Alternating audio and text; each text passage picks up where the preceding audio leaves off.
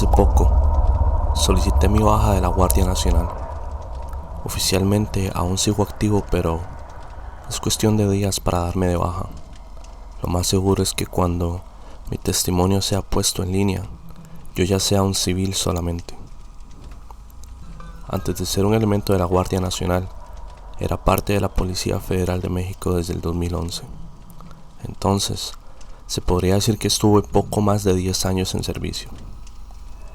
Estoy consciente que la Policía Federal siempre tuvo una muy mala fama, pero créanme, cuando les digo que todas las cosas que se hacían no era cuestión de nosotros, los activos, sino que, más bien, todo se trataba de acuerdos corruptos que hacían los altos cargos y a nosotros solo nos quedaba seguir órdenes. El motivo por el cual decidí dejar la Guardia Nacional es que, hace no mucho, a principios de este año, durante una operación en las profundidades del bosque tropical de Calakmul, encontramos algo que no debería existir y me hizo cuestionar toda mi realidad y mis creencias. Me imagino que mucha gente lo sabe, pero para los que no, Calakmul fue una importante ciudad antigua ubicada en el actual estado de Campeche. Sus ruinas están rodeadas por más de 7.000 kilómetros cuadrados de bosque. Literalmente, ahí dentro se podría esconder una ciudad y sería casi imposible encontrarla. Se sabe que Calakmul fue habitado por primera vez hace, por lo menos, 4.000 años. Sus primeros habitantes ni siquiera fueron los mayas. De hecho, esos primeros habitantes vivieron ahí más de 200 años antes de que la cultura maya naciera como tal. Explicar fechas es muy complicado. Soy un aficionado del tema, pero no un experto. Se sabe muy poco, por no decir que no se sabe nada, de la gente que habitó el lugar antes de los mayas. De hecho, los registros precisos se pierden luego de retroceder más de 1500 años en el tiempo, lo que significa que hay prácticamente 2500 años de historia que no se conocen con precisión, llegando a tal punto que se desconoce de dónde llegaron los habitantes originales y tampoco se sabe por qué eligieron ese lugar para vivir. Algunos registros del lugar parecen sugerir que los mayas se referían a los antiguos habitantes del sitio como los creadores del cielo. La traducción no es exacta, pero la idea es esa. Entonces, nosotros estábamos en una operación en esas místicas tierras, en algún punto de sus 7.000 kilómetros cuadrados, cuando encontramos una piedra, una estela, no sé cuál sea el nombre correcto. Eso medía 2 metros de alto y 1 metro de ancho. Tenía grabados en ambas caras. Por supuesto que ninguno de nosotros sabía interpretar nada de lo que ahí decía, pero los dibujos sí eran entendibles. En un lado de la piedra estaba dibujada una figura femenina que, por la manera en la que estaba representada, parecía ser una Wai, que sería algo así como el equivalente a lo que entendemos como bruja. La figura femenina estaba rodeada por grabados incomprensibles. Del otro lado de la piedra estaba plasmado un árbol, igualmente, rodeado por símbolos inentendibles. La piedra como tal no tenía nada extraño, pero lo que llamaba la atención era que estaba ahí, sola, en medio de la nada. Cerca no había pirámides ni ningún otro tipo de construcción. Nosotros continuamos con lo nuestro y dejamos esa piedra atrás. Antes de alejarnos, el oficial preguntó la hora. Ese era un ejercicio para que volteáramos a ver el sol. Así despejábamos nuestra mente al menos por un segundo. Avanzamos más de 5 kilómetros y de pronto nos volvimos a encontrar con esa piedra. Era muy poco probable que todos hubiéramos cometido el descuido de no prestar atención para evitar dar una vuelta en círculo. Nos detuvimos a tomar agua, revisamos nuestras herramientas de navegación y funcionaban bien. Acordamos que simplemente había sido un error. Como medida de precaución, decidimos tomar medidas rudimentarias pero seguras. No queríamos que llegara la noche sin nosotros llegar al punto de extracción. Con ramas y piedras, colocamos unas flechas cerca de la estela de piedra, en el suelo, señalando la dirección en la que íbamos a avanzar, porque, tal vez, lo que había ocurrido es que eso era otra estela diferente. Entonces, para evitar confundirnos, si en realidad había más de esas cosas, si llegábamos a otra y no encontrábamos las flechas en el suelo, sabríamos que no estábamos dando vueltas en círculos. También optamos por cada 10 minutos dejar una marca en los árboles de nuestro alrededor. Después de caminar por hora y media, volvimos a llegar a la estela de piedra. Era la misma. Porque estaba la flecha que habíamos hecho con ramas y piedras. Intentamos comunicarnos por radio, pero no funcionaba. Estaba sucediendo algo que escapaba de nuestro control y ya empezábamos a ponernos nerviosos. Tal vez una perturbación en el terreno nos estaba haciendo dar vueltas sin que nosotros nos diéramos cuenta. Si bien parecía ser una posible explicación, los aparatos de navegación nos indicaban que estábamos yendo en línea recta. Acordamos que no podíamos confiar en la tecnología. Entonces, optamos por tomar otra medida rudimentaria. Uno de los elementos subiría hasta la cima de un árbol, mientras que el resto avanzaría por tierra cantando y gritando. El elemento se aseguraría que sí estuviéramos yendo en línea recta. Cuando nos escuchara lo suficientemente lejos, bajaría del árbol y correría a alcanzarnos. Luego subiría otro y haríamos lo mismo. Así no habría forma de dar la vuelta. La idea era fantástica, pero hubo un problema. Se le indicó a uno de los elementos que subiera hasta la cima de un árbol. Nosotros nos quedamos quietos esperando que nos dijera que ya estaba en posición, pero eso nunca ocurrió. Luego de un minuto, empezamos a gritarle, pero no nos respondía. Lo peor era que desde abajo no se alcanzaba a ver la cima del árbol porque la flora es sumamente densa y hay zonas en las que muy apenas entra el sol. Debido a eso, las cimas de los árboles más grandes quedan fuera del alcance de visión. Las miras de las armas no podían ayudarnos porque no se trataba de la distancia, sino de las ramas y hojas que obstruían la visión. Pasaron los minutos, el elemento no cayó, ni bajó, y tampoco emitió ningún ruido. Fue como si hubiera desaparecido al llegar a la cima del árbol, o como si algo se lo hubiera llevado. Pasamos tanto tiempo mirando hacia arriba que de pronto notamos algo bastante inusual. En las ramas de muy arriba había objetos colgados. A simple vista no alcanzábamos a notar de qué se trataba, pero utilizando las miras de las armas pudimos observar mejor esos objetos. Había garras, colmillos, dientes, cabello, huesos, inclusive había dedos. Se decidió que otro elemento subiera a revisar qué había pasado, pero no saldría del campo de visión, es decir, que no atravesaría la densa vegetación, llegaría solo hasta la altura en la que se encontraban los objetos colgando.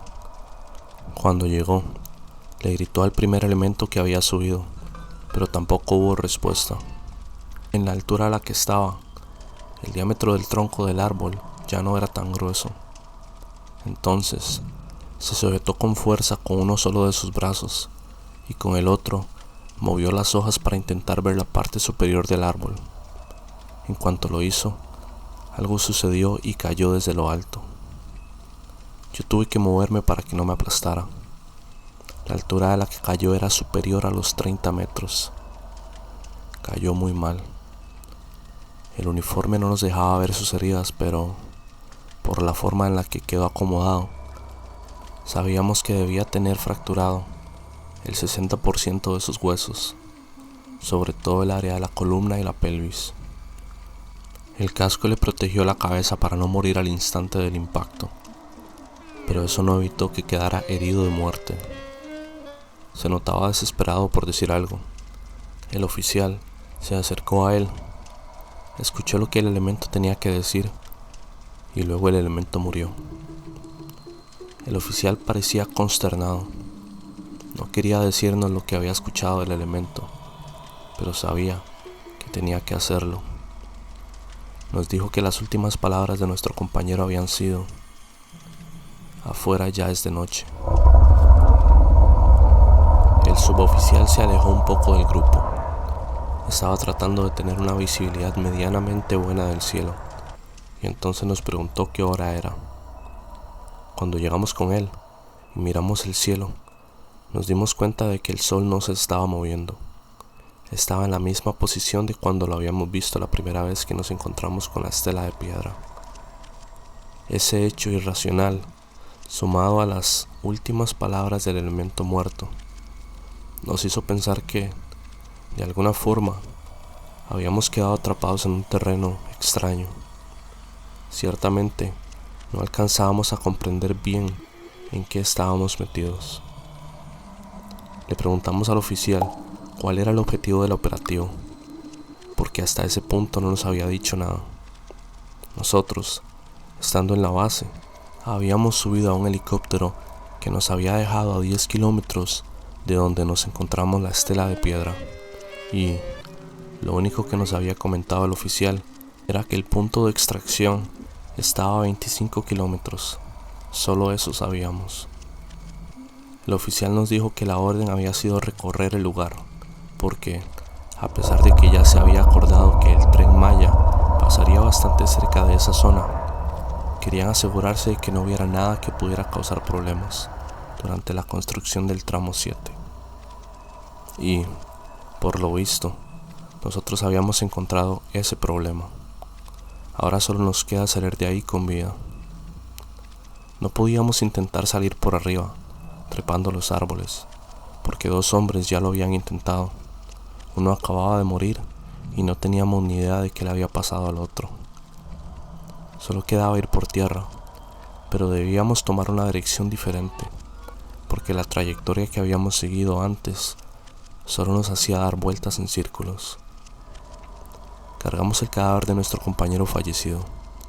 Elegimos un camino al azar y caminamos sin preocuparnos de hacia dónde estábamos yendo. Estuvimos avanzando por 10 minutos, cuando el elemento que venía atrás de todos nosotros gritó que nos detuviéramos. Aseguró que pudo ver cómo uno de los árboles se movió. En ese punto, ya todo lo creíamos posible. El elemento nos señaló cuál había sido el árbol que había visto desplazarse. Cuando lo revisamos, en efecto, había tierra recién movida en donde estaba el árbol. Estábamos observando el árbol cuando, de pronto escuchamos que algo se arrastró justo detrás de nosotros. Apenas estábamos volteando cuando ese mismo sonido se empezó a replicar en todas direcciones. Ante nuestros ojos, los árboles se desplazaban lentamente. Podrá sonar imposible, pero el bosque, o al menos esa zona del bosque, se estaba reacomodando para hacernos dar vueltas en círculos.